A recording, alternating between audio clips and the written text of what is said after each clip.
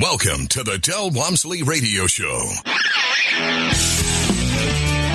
Del challenges the status quo, questions everything, and empowers you to return to your core beliefs to make your life better. If you're ready to hear the truth and get your roadmap to the lifestyle you really want, the next hour will change your life. And now, your host, self-made millionaire, national award-winning investor of the year, CEO and founder of Lifestyles Unlimited, Del Walmsley.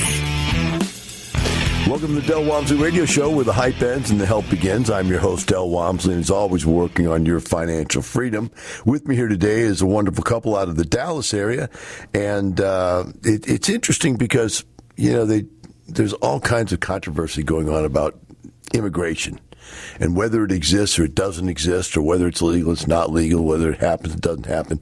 And this couple just came here and blew it up. So I want them to explain to you how it is possible to come from another country and come here and be successful. Very successful. With us today is Gourav and Megha, and it's pronounced Goyle, I believe. And welcome to the show, guys. Good morning, Del. Happy to be here. Hey, Del. Yeah, I hope I didn't mess up your names too bad, but they're a little different, but nice names. So let's talk about this. Gourav, you came here first, right? I did. I came to the U.S. in 2002. And you didn't know Megha at the time, so you came over by yourself. Tell us what is the inspiration to change countries and continents? I think. I think it's true even now. U.S. is considered the land of opportunity, and if you are in a country where you are looking to do something, grow yourself, do something different, look for opportunities beyond what your current environment provides you, U.S. is always that pinnacle of where you want to be. So for me, early on when I was, I have a bachelor's in engineering. One of the things that I wanted to do is try to expand my horizon and find the best opportunity. And for me, U.S. was the best place to be. And that's why I kind of made it a goal of mine to find a way to be here and be the best I can be. Well, Megha, you met Gourav here in the U.S., so what was your thoughts when you were back in India before you came here? So, like Gourav, I also had done my engineering in India, and I had a cousin here in the U.S., and when I looked at him and the things that he was achieving, it made me really want to achieve the same things that he was doing, and I really wanted to pursue a master's in engineering also.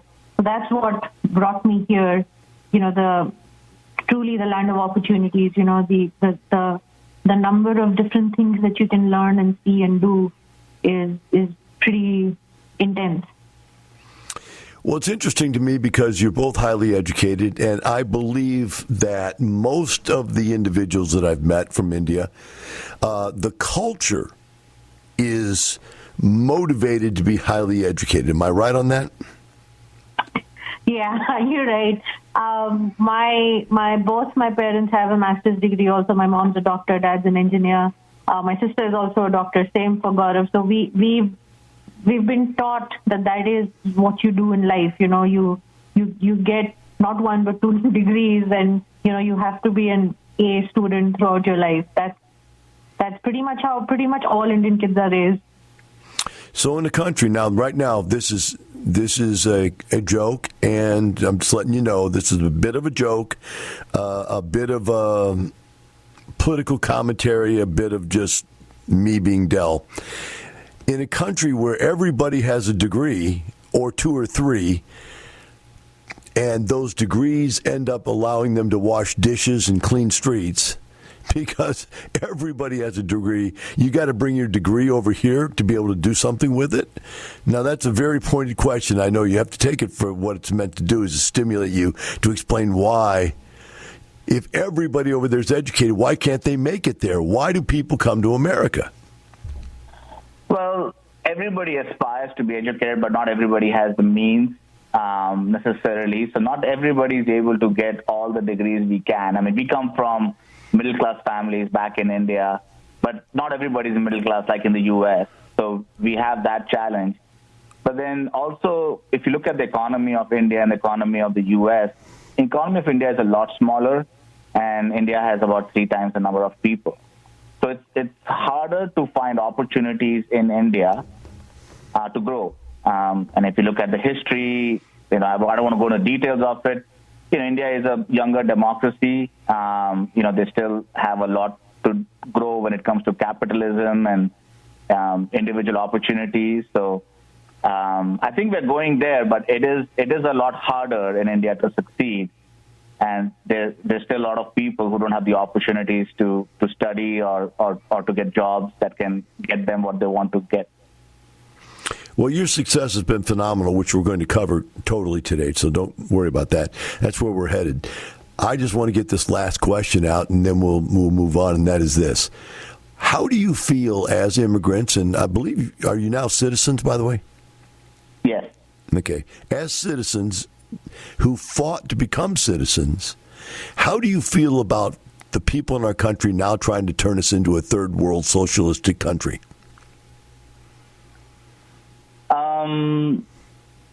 It's a complicated question. It's something we struggle with, right? We do what we like about being here and why we've called U.S. our home, our new home.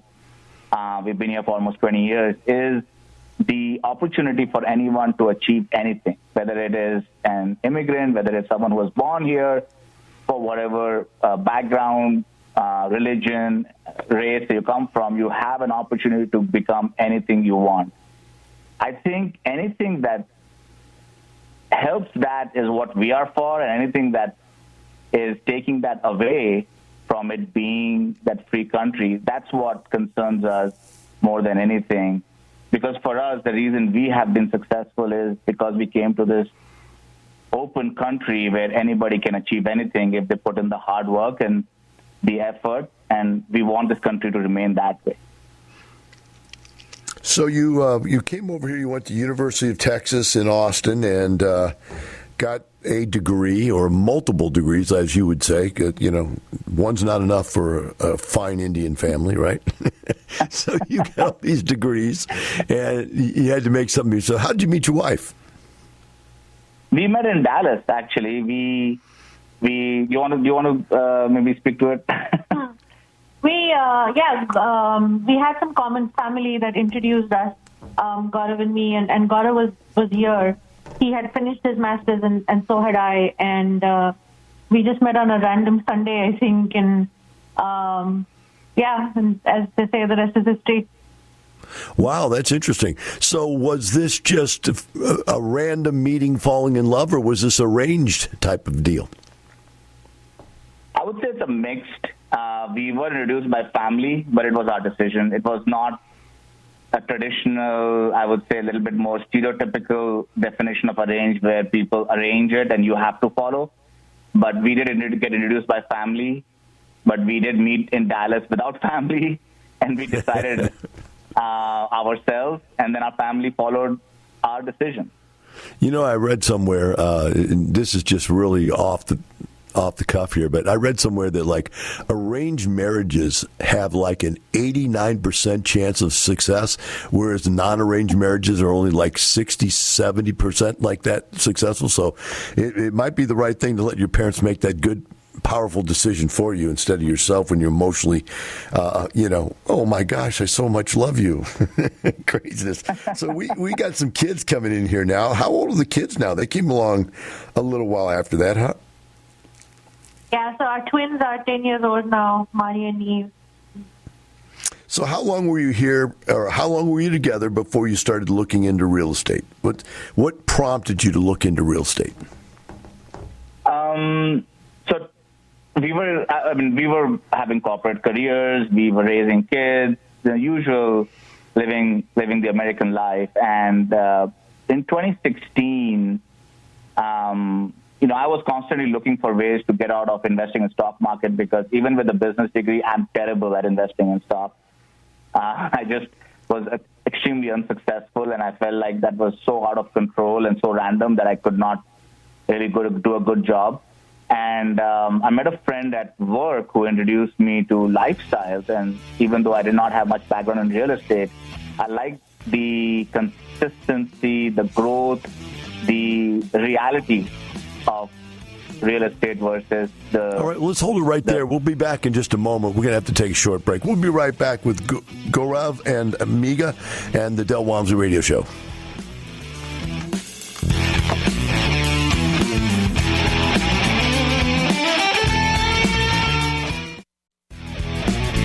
Welcome back. Now here's some more unconventional wisdom to set you free from the man on a mission to retire America, one person at a time, Del Walmsley.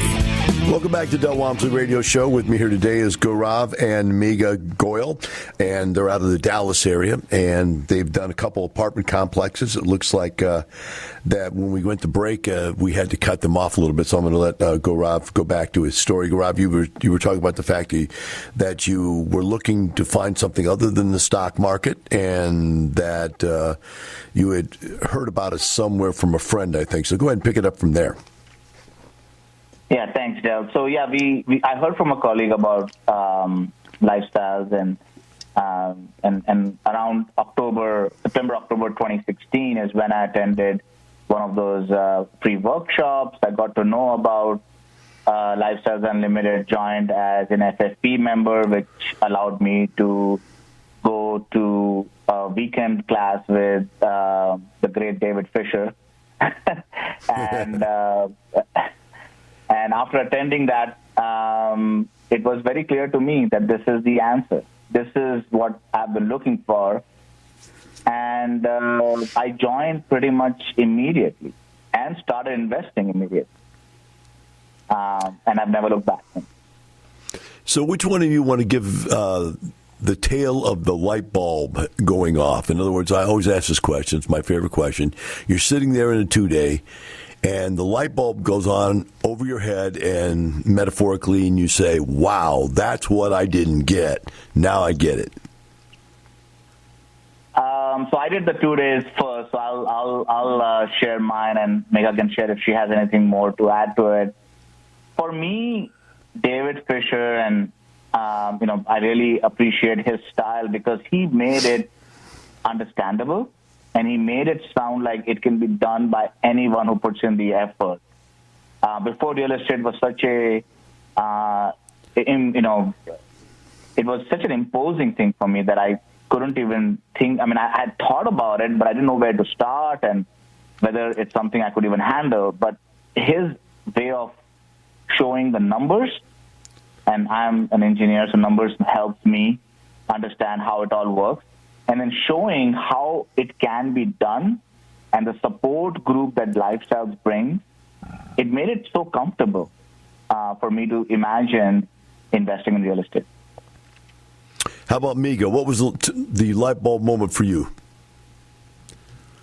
So I went to a case study in which one of the leads who was presenting looks like me, she talks like me, and it was very heartening to see that somebody with my background, with the kind of education that I had, with no real estate background, had done something so awesome. And, she was sharing all her numbers and everything that she had done with her property. That was the light bulb moment for me when I realized, okay, we can also do this. Excellent. I don't know who you're speaking of, but I would guess, and if it's the one I'm thinking of, she won the National Apartment Association Investor of the Year Award. Yeah. So she's quite a lady, put it that way.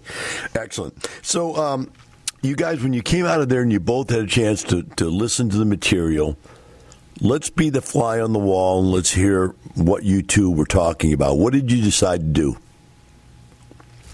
Well, I would say that I was a little bit more anxious to get started than Megha was, put it nicely, initially. And I just wanted to get started with an investment because, I knew that if I tried to understand, every single piece of information, I would never be able to get started, analysis paralysis. So I basically found a deal that actually just came out as I was as I had become a member and met the person, talked to other people who knew the person, read the PPM, understood the numbers, made sure that they aligned with my future, and then I just went ahead and made an investment. I think that getting off the couch and doing something was probably the best thing I did. That this was back in 2016, before the year ended. What kind of deal was that? What type of deal was that? Because I don't see that on your resume. It was a passive deal. It was a hybrid passive deal. Okay. For a property in Dallas. All right, so you started out passive. Yes. Okay. How many passive deals did you do before you decided to go ahead and be a lead yourself? We did about 6 passive deals before we decided to become leads. I think as being a passive for a couple of years was really good for us because we could actually learn more about the properties, the process of managing a property, and learn more from our experience as passive. Yeah, and I think we joined Lifestyles in 2016 November, but then I think by in a year after watching what all the leads are doing and what we felt like we had the education, and then we took the lead certification at the end of 2017, and that's what really got us into believing that this was something that we could do. So we'd done about 6 passive deals by then, and that's when we said, okay, we have to jump into this ourselves now. When you were doing passive deals, what was more important to you, the lead investor or the deal, the structure of the deal? A good question. It's tough. I would say I was more influenced by the lead investor. The deal structure had to make sense. But the thing with the deal is nothing ever occurs perfectly to plan. And you can read the numbers and try to nitpick it, but it's a investment. The lead investor is making their best judgment call, but you cannot expect that to go perfectly as planned. But as long as you know that the lead investor can handle the situation, is knowledgeable, is committed, then I was comfortable that even if there was something that bad happened, the lead investor could handle it. Very good point. There's an old saying, I don't know if you've ever heard it or not going to engineering school, but what do you call the top person in their class and the bottom person in their class? Engineer. Good one. Yep, and so there is a difference, isn't there? Yeah. Quite a bit. All right, so we come out, we do some passive deals, and that gets you going. It allows you to walk along with the financial statements, which is really good. And then it also allows you to realize how capital is raised. You get to see the process. You can be available to the operations if you want, although you don't have to. And so you've progressed yourself along, and then one day it hits you. And you said that it was taking the classes to be a certified lead that really put you over the top. But one day you wake up and go, wow, why am I giving away 20% of my profit to this guy when I can be the guy that gets the 20% override and make all the money, make the big money, right? And or maybe even have enough coming in that I can go ahead and retire from my job. That's the question we're going to cover when we come back. We're going to take a short break. We'll be right back with Gourav and Megha. I couldn't say it. Megha. Be right back.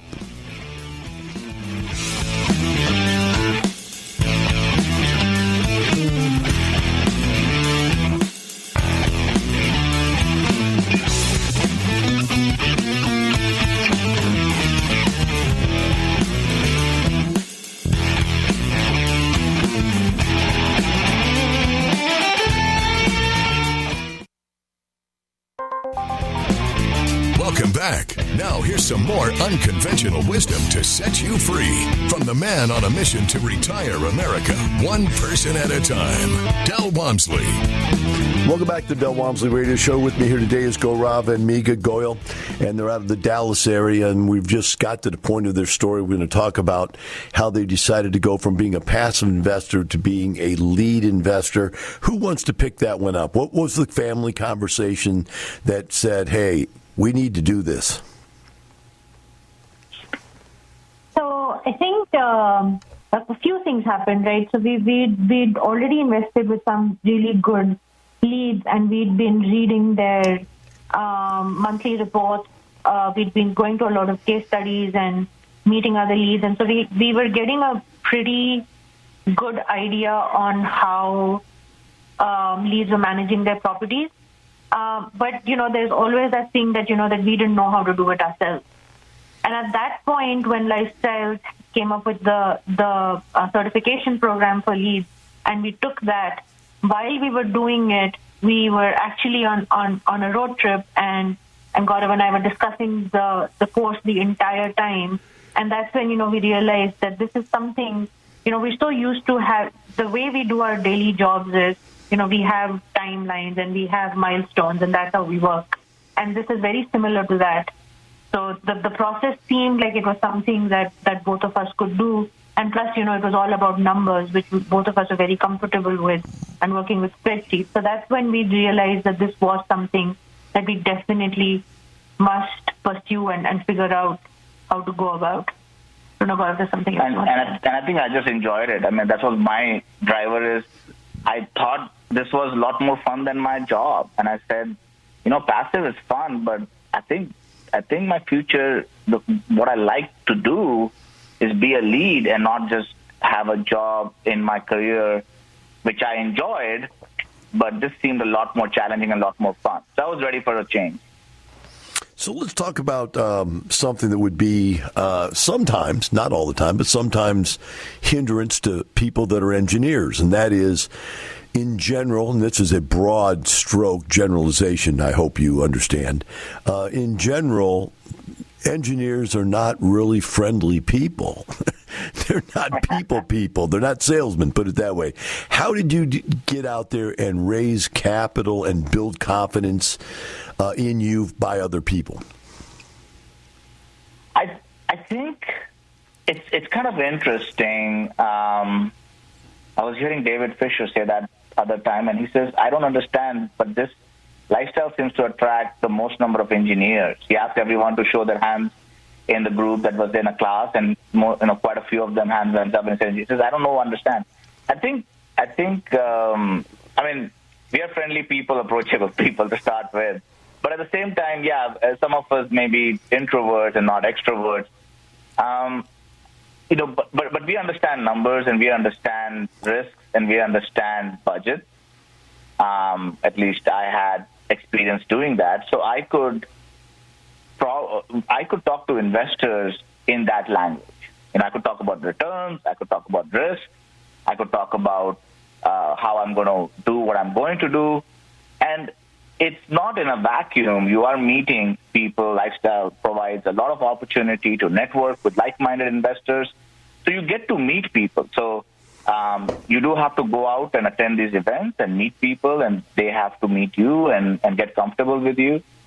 So doing our preparation, reaching out to people, making them known that this is who we are, this is what we're doing, this is what our plan is, it got us enough people who were interested in investing in us.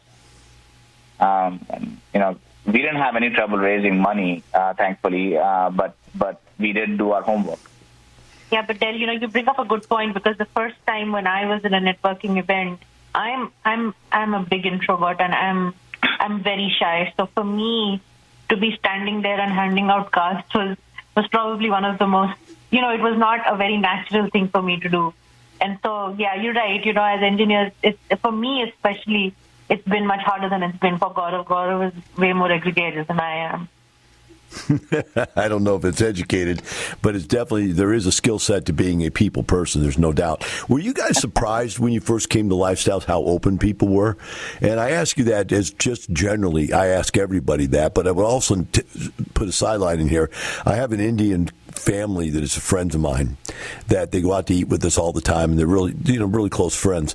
And yet, even though they're really close friends, they don't like how open we are about money and finances, and we ask them all stuff about themselves, and they're like, "What?" They just don't want to tell you. Were you surprised how open people were about their finances and about what these deals were doing? Absolutely. That's a really good point, and I didn't really think about it, but now that you say that, it's actually very true.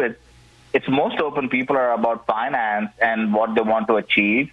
It's out in the open. It's not hidden. It's not like it's not boastful, right? If someone says I have this much net worth, it's not boastful. It's more like I can do it. You can too, right? And coming to Lifestyles, I definitely found people to be extremely welcoming, open arms, right from the staff to leadership to the members.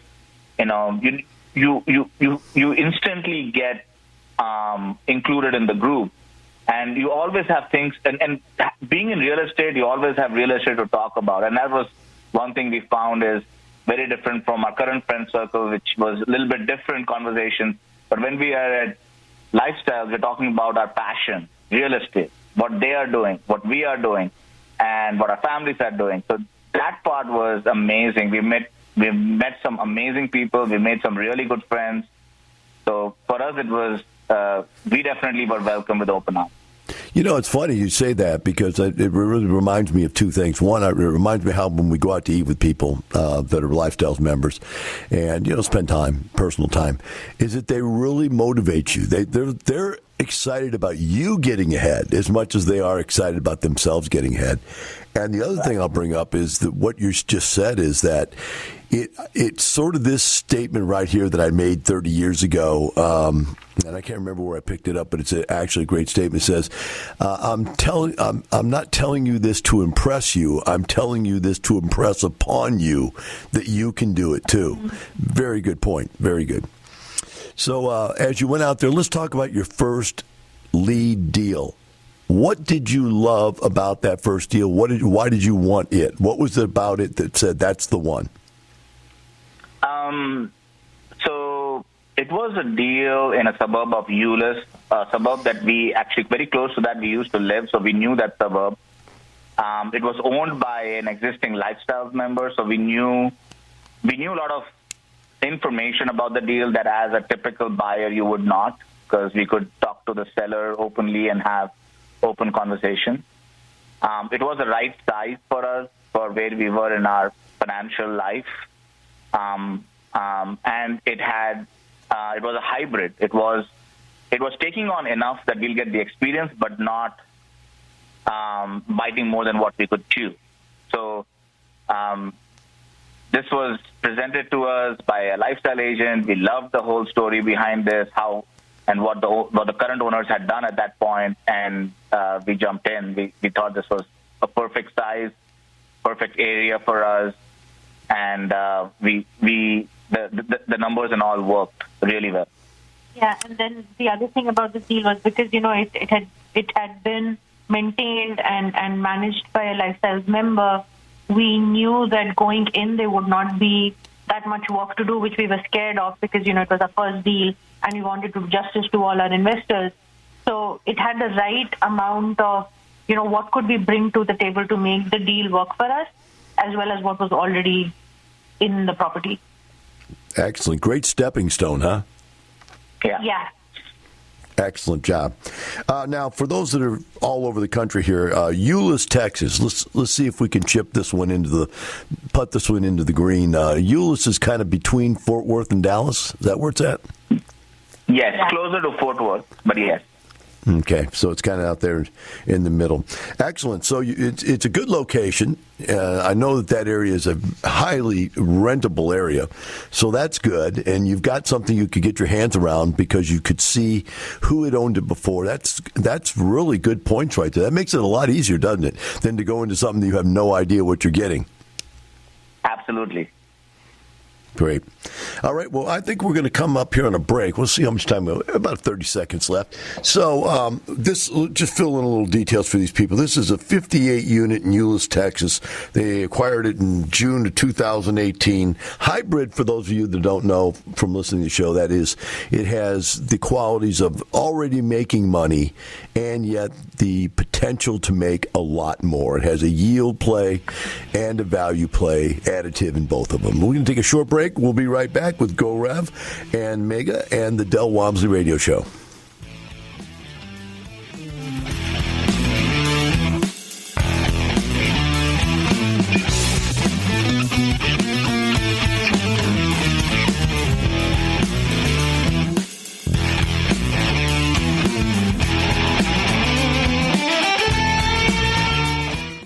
Del Walmsley on having a plan. The year I got cancer and could not work for 8 months, I lost 50 pounds. I want to tell you that I made $4 million that year. I made more that year than any year I'd ever made previous to that in my life. And I'm not telling you that to impress you. I'm telling you that to impress upon you. I didn't go to work for 8 months. That's a plan. Create your plan at Lifestyles Unlimited's live online free workshop. Register at lifestylesunlimitedworkshop.com. Welcome back. Now here's some more unconventional wisdom to set you free from the man on a mission to retire America, one person at a time, Del Walmsley. Welcome back to the Del Walmsley Radio Show. With me here today is Gourav and Megha Goyal, and they're lead investors out of Dallas, Texas area. And they're talking, when we went to break, they were talking about their first deal, which was a 58-unit in Euless. Let's move forward now, and let's talk about the second deal. How long was it after you did the first deal you felt like you're ready to move on to the second deal? So we bought the first deal in June 2018, and we took about 6 months to just stabilize the deal, especially since it was the first investment. And we started making distributions to our investors in Q3. So it was in the first Q3 since the ownership, or first quarter of 2019. We started doing distributions, and that's when we felt comfortable that we had done the rehab that we needed to do. We had provided the things that we wanted to provide as terms of features for the residents. And we were ready to find our second deal at the end of first quarter of 2019. So we started our search right around April 2019 for our second deal. Now, the second deal was 64 units? Yeah, it was a 64-unit in Irving, Texas, which is another suburb between Dallas and Fort Worth. And what did you like about this one? What attracted you to this deal? I think the most we liked was the fact that it was, again, in a city that we are very familiar with. It was a city that is right near the airport, which is, if you know Dallas-Fort Worth, is right near in the middle of the Dallas-Fort Worth Metroplex. It was near a highway. It was on a busy intersection. And we found that it was not being managed very well.